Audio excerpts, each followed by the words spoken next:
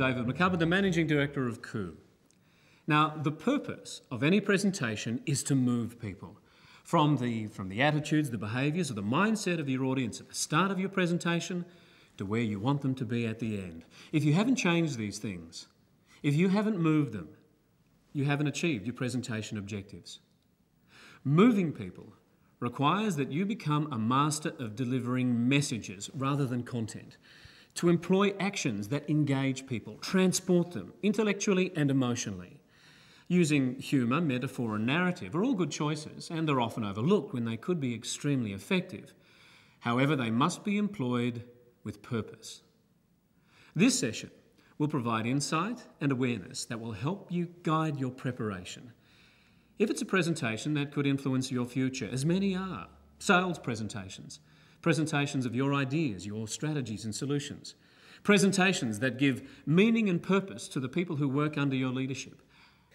If the penny has dropped and you know that presenting well is not a matter of chance or a nice to have, but rather that presenting well is essential if you are to fulfill your potential as a professional with influence or a leader with the power to engage and move others, then you will appreciate the importance of preparation and the upside of presenting well. The great leap forward in so many careers can be traced back to a great presentation when the boss was impressed, or the market sat up and took notice, or the rank and file found certainty and resolve in a common vision and purpose articulated by a great speaker. Such a moment we call a coup. This session will provide ideas and direction to lift your capacity to prepare and deliver powerful presentations with authenticity, aliveness and spontaneity so that you can achieve a coup more often. We have an approach, a methodology for organising your thinking, and we call it the Coup Method. So, how can you organise your thinking prior to the moment when you start presenting so that your preparation is the very best that it can be so that you actually do achieve your objective? When the opportunity to present arises, people will ask certain questions of themselves. The questions that we ask and the quality of the answers to those questions will determine whether it is an effective presentation or not. For example, the question that people will often ask of themselves is, well, what am I going to say? What are they going to think of me? How am I going to reach the people in the back row? Have they noticed that I haven't done my preparation yet? There's a range of questions. Some of them help you and some of them don't. The Coup Method is a framework of inquiry and practice so that you do ask the questions that empower you to be as effective as possible. And also, when you answer them in a way that actually does move you to action. It moves you towards positive, constructive actions that will help you achieve your presentation objective. Why the word method? This comes from Coup's theatrical lineage.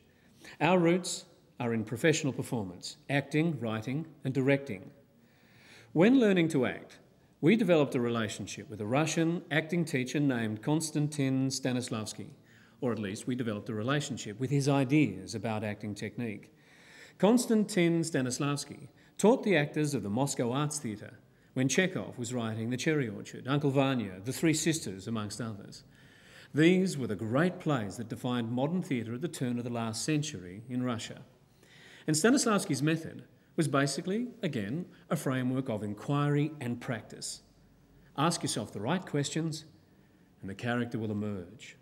And those questions were along the lines of who am I? And when is it? Where am I? What do I want? And why do I want it? How am I going to get it? Now, we behave differently indoors and outdoors. We behave differently on someone else's territory than when we're at home. We behave differently in the morning as opposed to how we behave in the evening. We will behave differently when we know we're going to get what we want as opposed to the times when we don't. Now, these are simple questions. And when the actor answers them in a certain way, in a way where they imagine the answers to be real, the character emerges for real.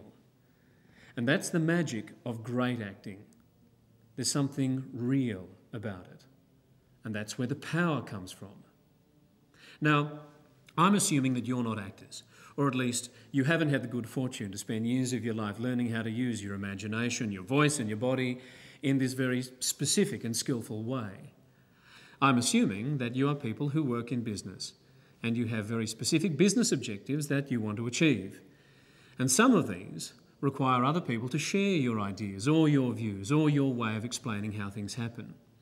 You may want to educate, to motivate, inspire, destabilise, reassure, engage, or set the expectations that will govern their employment. Perhaps you want to influence the culture of the organisation to make it a great place to work. These are the sorts of things that you want to achieve, so how can an acting technique from the Moscow Arts Theatre from 110 years ago be of any use to you?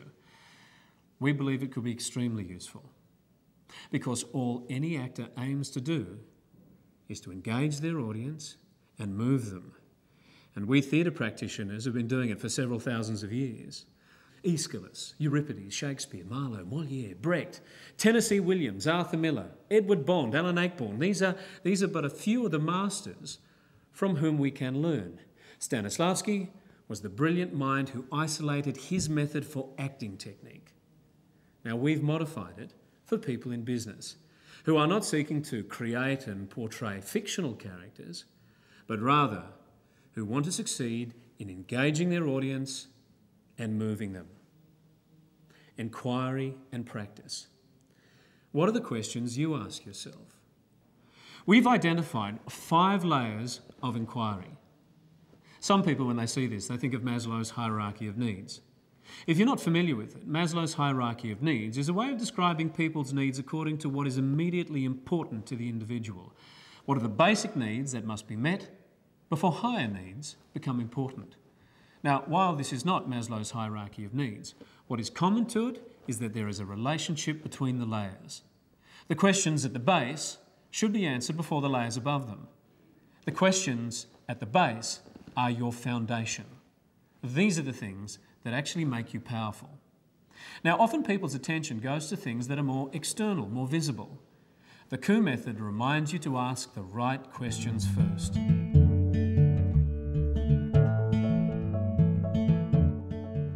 Our exploration of the Coup Method will start at the top, because these things, being external, are the easiest to observe and are more often the things that people might receive feedback on. These are the questions that are asked with respect to your delivery. And the questions are, well, how should I say this? How do I sound? Does this sound confident? Does it sound like I care?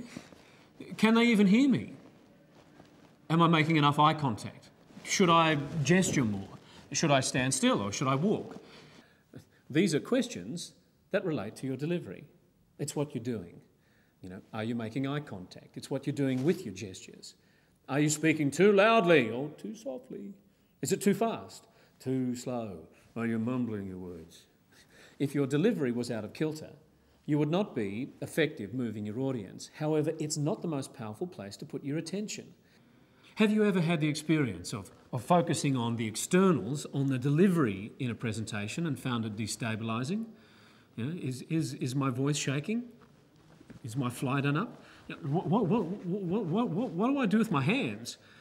Have you ever had these thoughts during a presentation? What am I going to do with my hands? Should my hands be in my pockets? Or, are these good questions to ask yourself if your focus is actually on moving other people?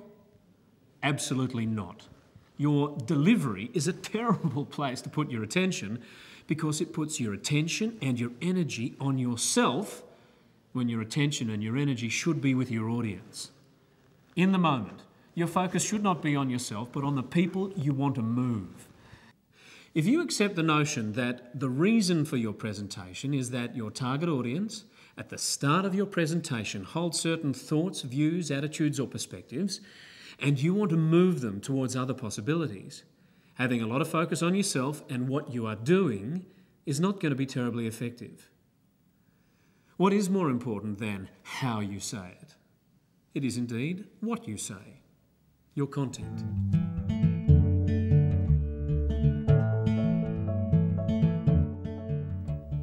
Sometimes it's fair enough to ask yourself questions around what you're going to say and other questions around content. You know, to choose to tell a story is content. To choose a metaphor is content. To have a beginning, a middle and an end is about structuring your content. Content questions are indeed very useful. Content is what passes from you to your audience. It's what might stay with them. The story from your own personal experience, the great sporting analogy, the joke at the start that breaks the ice, and the stirring call to arms at the end. But what you say should be at the service of the layer beneath. More important than what you say is how are you moving them.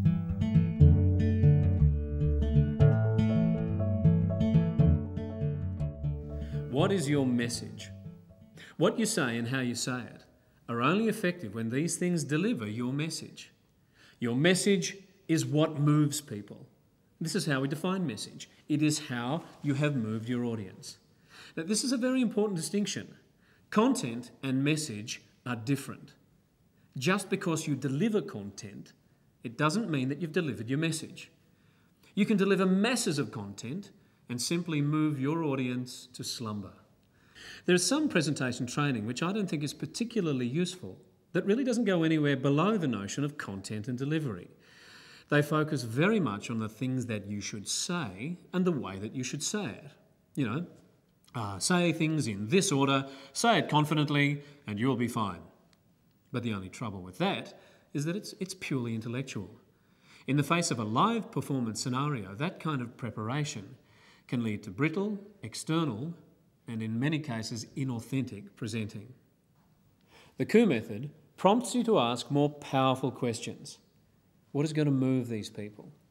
What psychological actions do I need to perform to move their minds, their behaviours, their decisions? Do I need to welcome them, unsettle them, destabilise or frighten? Do I need to reassure, to encourage, to affirm?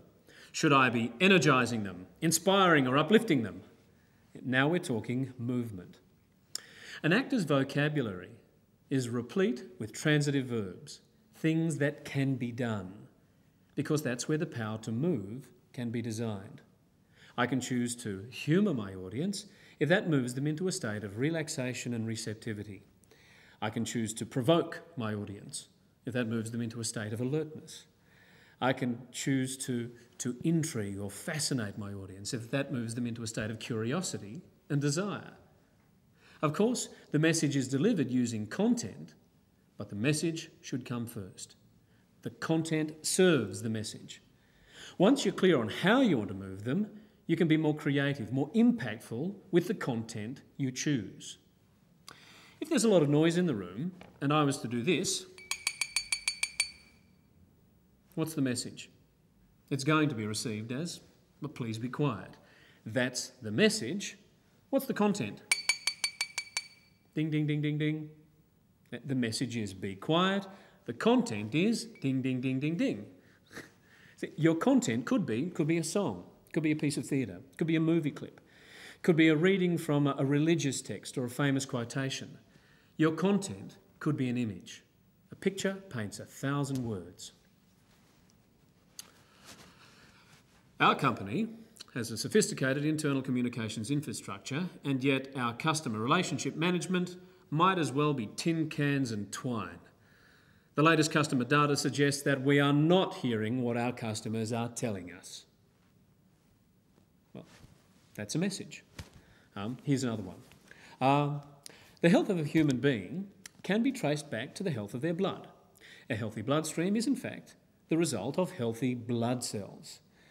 Now, if our balance sheet is to portray a healthy organisation, then the lifeblood of this organisation, the health of the individuals that make up our number, must be attended to. Or, okay, this is one of my favourite places in the world. Over 650 million years in the making, Uluru has a haunting majesty that reminds me about the impermanence of life and the immediacy of the present. Now, our company has stood the test of time, and I'm both humbled and inspired by what we have achieved together, and so on. Now, I'm not sure where that last message was headed, but something common to all good messages is that they have an emotional undercurrent. Think about the word emotion. Think about the notion of moving people. Emotions move people. Facts tend to negate or affirm what people already know. A message imbued with emotion has the capacity to literally rearrange the synapses of the brain. Hang on, synapses. You've got billions of them. You think, you process information, you respond to stimuli in certain reliable patterns because you are wired to do so. If I want to change your mind, think about it. I have to change your mind. I have to change the way your synapses are connected, thereby introducing new possibilities, new visions, decision to buy products, services, ideas, because you can now see or imagine how they will meet your needs. You have succeeded in moving people when new pathways through the brain are forged, and this happens through emotion. Now, you should be planning to deliver messages that have an emotional dimension to them. People aren't enormously moved by information unless that information has an emotional dimension. Fear, anger and grief can be great motivators if you have the capacity to frighten, to outrage or to sadden, as can joy, delight and fulfillment if you can produce these effects in people. Now, most of the PowerPoint presentations that I've seen have about 75% too much content in them. There's a fundamental principle in writing scripts. Use as few words as possible. Spend words as if they were dollars. The fewer words, the fewer messages, the more likely it is that those messages will actually be retained. A couple of strong, emotive, sensory narratives will engage and move your audience far more effectively than a truckload of bland information. So, messages move people. They are delivered using content, but to determine what messages are the right ones to deliver, we have to go deeper into the method, to the level of relationship.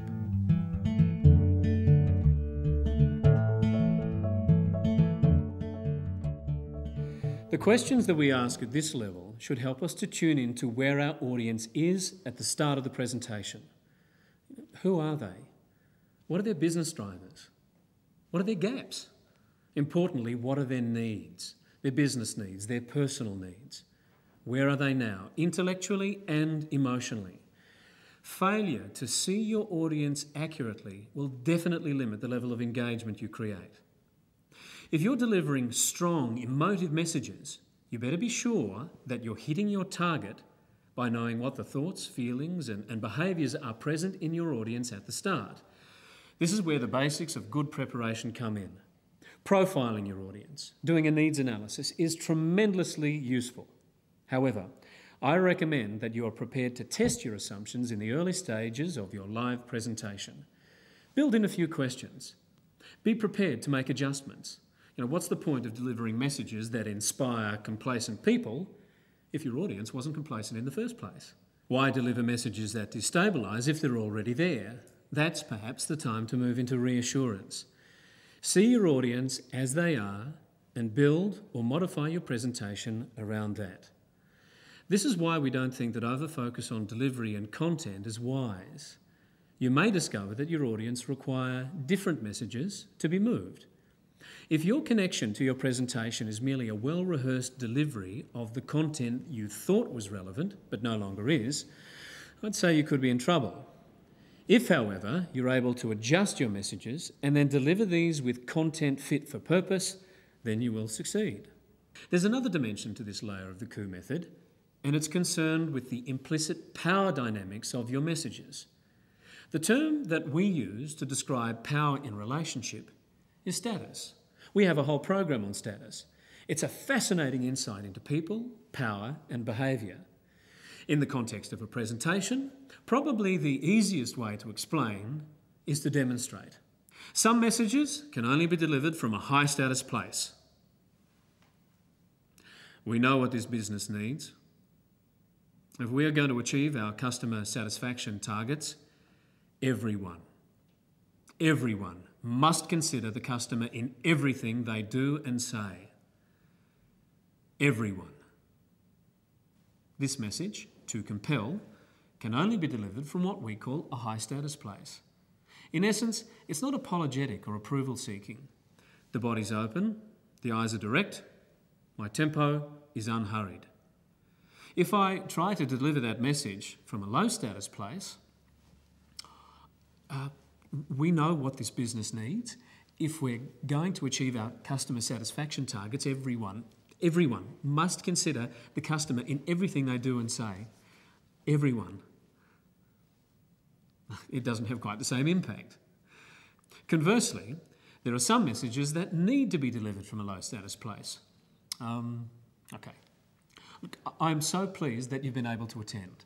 It means so much to me and the rest of the leadership team that you are here. We know that we owe you a great debt for everything that you've done with such good grace and spirit.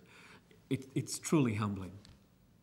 My voice, my body language tell you that for the duration of this message, I'm giving you status. If I don't, the message isn't the same. I am so pleased that you have been able to attend. It means so much to me and the rest of the leadership team that you are here. We know that we owe you a great debt for everything that you've done with such good grace and spirit. It's truly humbling. Well, not quite. Status is a great thing to have choice over. And if you're interested, catch the Coup program on Status. For the purposes of your presentation preparation, consider the contexts in which your audience will want to be in control. Within that context, drop Status and ensure that your messages are flavoured with "I am at your service."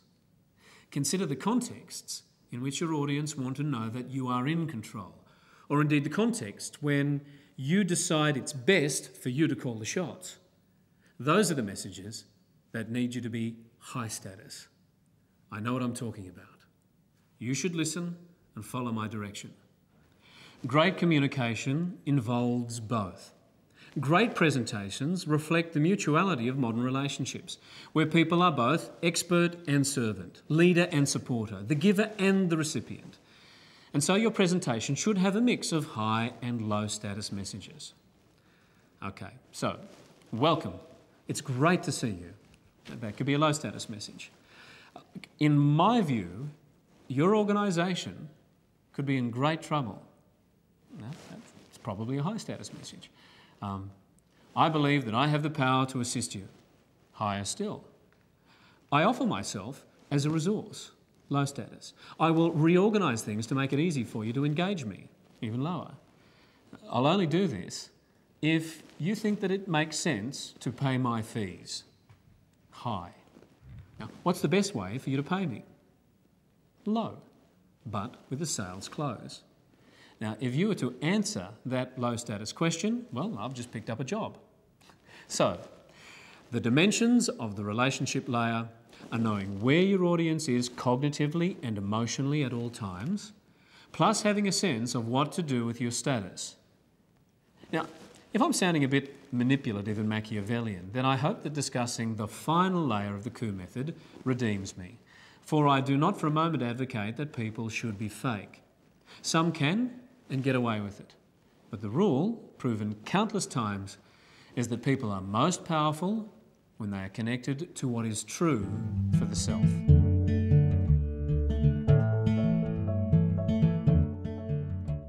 In Hamlet, Polonius advises his son, "And this above all, unto thine own self be true, and it shall follow as the day the night, thou canst not be false to any man." Good advice. Great presenters have integrity. They say what they mean and they mean what they say. There is great power in being true to yourself. In some regards, it's easier. As Mark Twain said, if you tell the truth, you don't have to remember anything. But the other dimension here is that people often forget what is true about them. They forget the answers to the questions that would help them be more confident and composed. At Coup, we're often engaged to help coach people who are delivering presentations. The first question we ask is, why are you making the presentation? The answer, probably 7 times out of 10, is because I have to. I was told to. Now, that's not a particularly empowering answer to the question. Not a lot of power comes from because I have to. So we ask the next question. Why you? And then they start telling us about why them. You know, their years of experience, their unique understanding of the subject matter, the passion for results in their field. And as they continue to answer those questions, they change. They become more powerful. They become more convincing and authoritative. The effort comes out of the communication. We believe the good questions to ask yourself at the level of self are, well, what are your aspirations? What do you want to achieve? Where do you want your audience to be at the end of your presentation? What will they be thinking, feeling? What will they say and do? What's your objective? Getting clear on this is vital. If you don't know where you're leading them, how can you possibly succeed? Answer the questions about your aspiration and be genuine about your answers. If you start to doubt whether achieving your aspiration is possible, don't lose heart. You'll probably need some strong and well-directed messages, but get clear on what you want first. Ask yourself, what are your values? What is actually important to you? If you can be true to your values, that will certainly give you the energy for the communication of strong messages. It will give you a firmer foundation. And finally, what are your characteristics? Do you know the subject matter? If not, learn about it. But if you do, trust that. If you know that you care about people, let that be part of your presentation. If you are a great systems thinker, put the presentation together in a way that works. Answer the question, why me, in a positive way, and this will help you manage your nerves.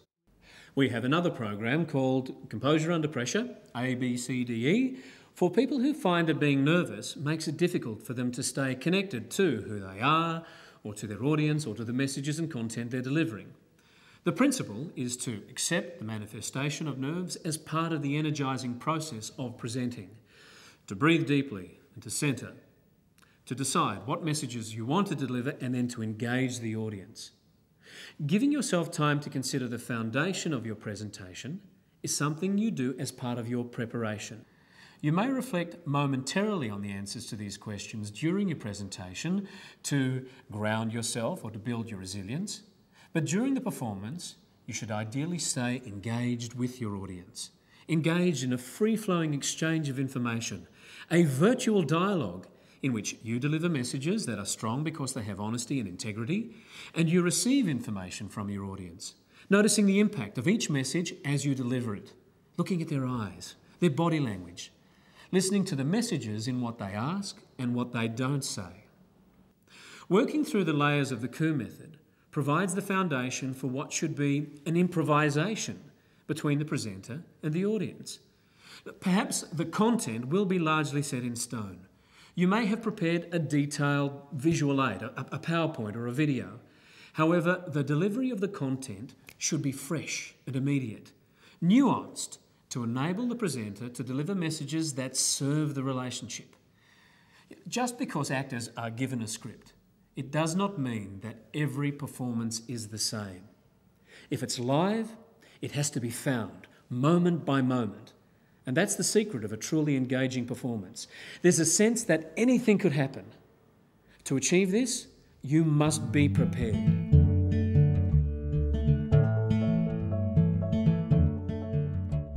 If I had $1 for every time I heard a client say to me that they perform better without rehearsal, that they don't want to do too much preparation because they don't want to become stale, I wouldn't come close to accounting for the value of the lost opportunities this rather simplistic, misguided and ignorant perspective has cost them. Preparation doesn't make people go stale. The wrong preparation makes people go stale. And by the wrong preparation, I mean, when discovering that a presentation is imminent, too many people sit down, they start writing content, preparing PowerPoint slides and searching the internet for quotations and icebreakers before considering what they are doing. Start with the questions to yourself. Why me? Not why me, but why me? What are my characteristics, my values, my aspirations with respect to this presentation, this opportunity to move people? Okay, who are they? Where are they? What are their needs? What's their engagement preference? What message is going to move them from where they are to where I want them to be? Okay, what's the emotional component of my messages? How strong will the messages have to be to have the desired impact? Okay, what content will deliver those messages? What content will stay with my audience? What stories will stick to their consciousness and continue delivering the message after the presentation is over? What metaphors? What images? What media? And finally, how will I deliver this content in a way that makes my message resonate strongly with my audience? How simple, clear and direct can I be? This framework of inquiry is half of the Coup Method. The other half is practicing. Actors open a play by William Shakespeare or David Williamson. They do so after several weeks of rehearsal. And the rehearsal time is not about learning lines. It's about creating connections between the actors and their text. It's about building the experience so that when it's offered to the audience, it can be done with both humility and authority. That's a great performance. Anything could happen because the actors know who they are, what they want, and how they can go about getting it. With their preparation complete, they can be truly in the moment. If you want to use the Coup Method, spend time answering these questions and then practice putting your answers into action. If you choose to tell a story, practice telling it so that it becomes easy. Each time you practice, increase the emotion and the sensory language.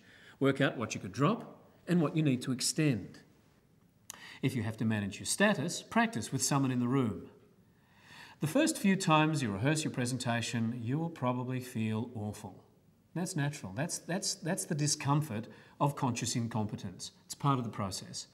Many actors experience a tremendous sense of hopeless incompetence about halfway through the rehearsal process. But then the connections get made. The confidence returns and the performance takes off. Don't allow the discomfort of the rehearsal process dissuade you from doing the hard yards. Unfortunately, we live in a corporate arena of near enough is good enough. Poor presentations mostly go unnoticed in the midst of a sea of mediocrity. But I said at the beginning of this session, great presentations can make careers. Why would you sell your future short because you're uncomfortable with the emotions associated with developing mastery over your presentation material? Presenting well is one of life's greatest thrills. Why do you think there are so many actors who will work for low wages in a volatile industry that offers more uncertainty than anything else? It's because being good at moving people is a great feeling. And if your presentation makes a sale, wins a case, secures the budget, ensures your promotion or election, if your presentation improves the culture of your organisation or your community, if it changes someone's life for the better, what greater reward could you ask for? At Coup, we have a number of fantastic business literate actors, teachers and presentation directors who can support you in applying the insights I've presented in this program. If your next presentation is an important one, consider giving us a call and we'd be delighted to discuss ways of helping you achieve your next coup. Thank you and bye for now.